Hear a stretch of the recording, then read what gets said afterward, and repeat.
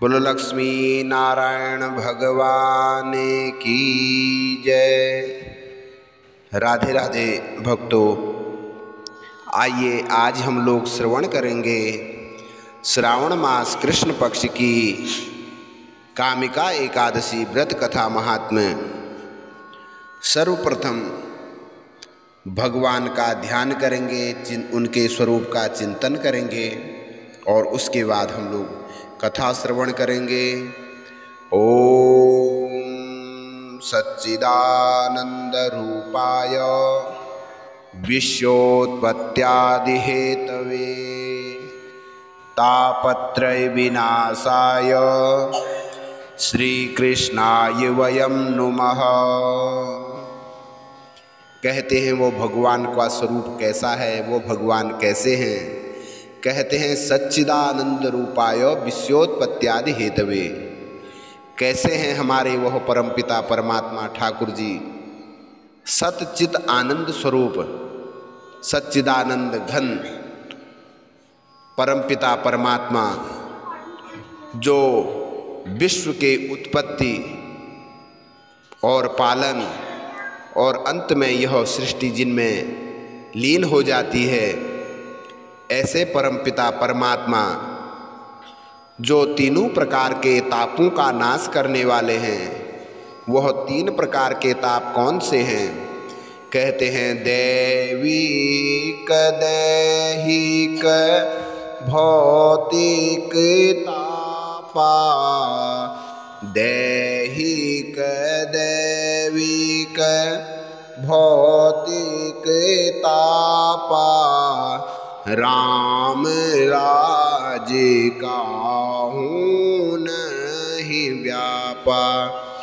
ये तीन प्रकार के ताप हैं, दैहिक ताप, दैविक ताप और भौतिक ताप। दैहिक ताप कहते हैं हमारे शरीर में किसी प्रकार का भी रोग आदि लग जाए, उसको कहते हैं दैहिक ताप।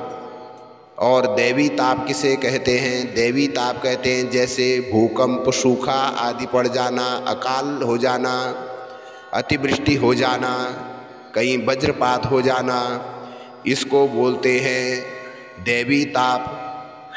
भौतिक ताप किसे कहते हैं? भौतिक ताप कहते हैं जो इंसान के द्वारा बनाए गए उपकरण से कोई भी ताप उत्पन्न होता है, जैसे परमाणु बम आदि, या हम कोई आविष्कार करते हैं उससे जो हानि होती है उसको बोलते हैं भौतिक ताप। ये तीन प्रकार के ताप बताए गए हैं। इन तीनों प्रकार के तापों का नाश करने वाले कौन हैं? भगवान श्री कृष्ण। कहते हैं सच्चिदानंद स्वरूप, जो विश्व के उत्पत्ति, पालन और सृजन करने वाले हैं, तीनों प्रकारों के तापों का नाश करने वाले हैं। ऐसे श्री भगवान कृष्ण को मैं नमस्कार करता हूँ। श्री कृष्णाय वयं नुमः। ऐसे भगवान श्री कृष्ण को हम सब नमस्कार करते हैं, प्रणाम करते हैं। तो आइए कथा श्रवण करते हैं। युधिष्ठिर ने पूछा, हे गोविंद, हे वासुदेव, आपको नमस्कार है।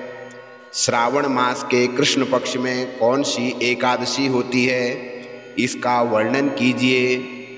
तो भगवान श्री कृष्ण बोले, हे राजन, सुनो, मैं तुमसे एक पापनाशक उपाख्यान सुनाता हूँ, जिसे पूर्व काल में ब्रह्मा जी ने नारद जी से पूछने पर कहा था।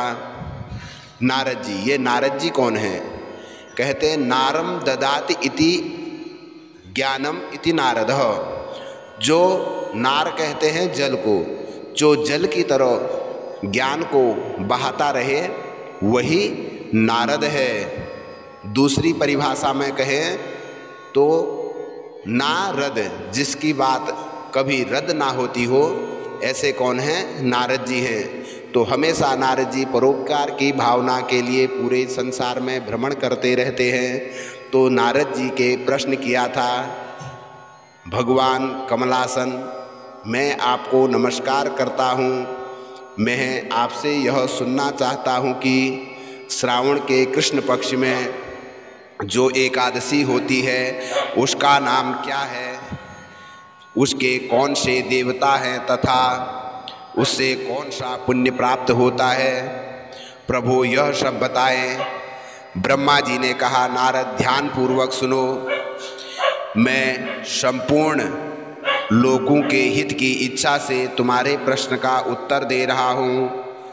श्रावण मास में जो कृष्ण पक्ष की एकादशी होती है उसका नाम कामिका है। उसके श्रवण मात्र से वाजपेयी यज्ञ का फल मिलता है। उस दिन श्रीधर, हरि, विष्णु, माधव और मधुसूदन आदि नामों से भगवान का पूजन किया जाता है। भगवान श्री कृष्ण के पूजन से जो फल मिलता है वह गंगा, काशी, नैमिषारण्य तथा पुष्कर क्षेत्र में भी सुलभ नहीं है। सिंह राशि के बृहस्पति होने पर तथा व्यतिपात और दंड योग में गोदावरी स्नान से जिस फल की प्राप्ति होती है वही फल भगवान श्री कृष्ण के पूजन से भी मिलता है। जो समुद्र और वन सहित समूची पृथ्वी का दान करता है तथा जो कामिका एकादशी का व्रत करता है वे दोनों समान फल के भागी माने गए हैं। जो कोई मनुष्य ब्याई हुई गायों का अन्य सामग्रियों सहित दान करता है उस मनुष्य को जिस फल की प्राप्ति होती है वही कामिका का व्रत करने वाले को मिलता है। जो श्रेष्ठ मनुष्य श्रावण में भगवान श्रीधर का पूजन करता है उसके द्वारा गंधर्वों और नागों सहित संपूर्ण देवताओं की पूजा हो जाती है। अतः पाप भीरु मनुष्य को यथाशक्ति पूरा प्रयत्न करके कामिका के दिन श्री हरि का पूजन करना चाहिए।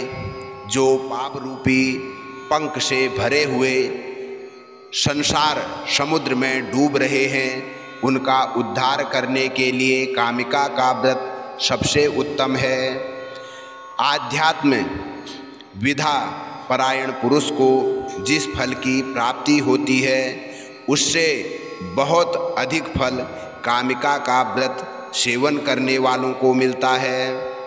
कामिका का व्रत करने वाला मनुष्य रात्रि में जागरण करके न तो कभी भयंकर यमराज का दर्शन करता है और न कभी दुर्गति में ही पड़ता है।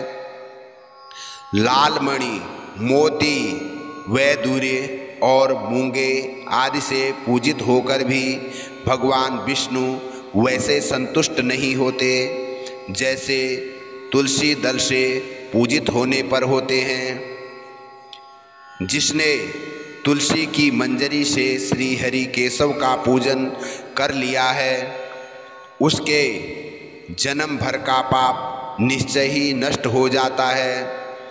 जो दर्शन करने पर सारे पाप समुदाय का नाश कर देती है, स्पर्श करने पर शरीर को पवित्र बनाती है, प्रणाम करने पर रोगों का निवारण करती है, जल से सींचने पर यमराज को भी भय पहुंचाती है, आरोपित करने पर भगवान श्री कृष्ण के समीप ले जाती है और भगवान के चरणों में चढ़ाने पर मोक्ष रूपी फल प्रदान करती है। उस तुलसी देवी को नमस्कार है जो मनुष्य एकादशी के दिन रात दीपदान करता है। उसके पुण्य की संख्या चित्रगुप्त भी नहीं जानते। एकादशी के दिन भगवान श्री कृष्ण के सम्मुख जिसका दीपक जलता है उसके पितर स्वर्गलोक में स्थित होकर अमृत पान से तृप्त होते हैं। घी अथवा तिल के तेल से भगवान के सामने दीपक जलाकर मनुष्य देह त्याग के पश्चात करोड़ों दीपकों से पूजित हो स्वर्गलोक में जाता है। फिर भगवान श्री कृष्ण कहते हैं, हे युधिष्ठिर, यह तुम्हारे सामने मैंने कामिका एकादशी की महिमा का वर्णन किया है।